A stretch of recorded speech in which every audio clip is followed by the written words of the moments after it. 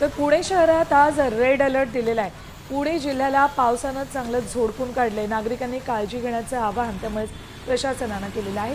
काल आणि परवाच्या पावसानं संपूर्ण पुणे जिल्ह्यालाच पावसानं झोडपून काढलं होतं। आजही रेड अलर्ट पुणे शहर आणि जिल्ह्याला देण्यात आला आहे।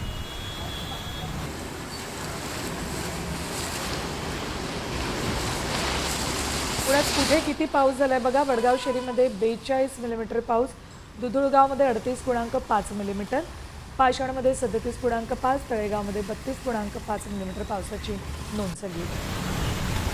तर मेंदुरीमध्ये 30 आणि धंधेरेमध्ये 29.5 मिलीमीटर पावसाची नोंद झाली। माळींमध्ये 29 मिलीमीटर, राजगुरुनगरमध्ये 26.5 मिलीमीटर पाऊस झाला। नारायणगावमध्ये 23.5, चिंचवडमध्ये 23.5 मिलीमीटर पाऊस झाला।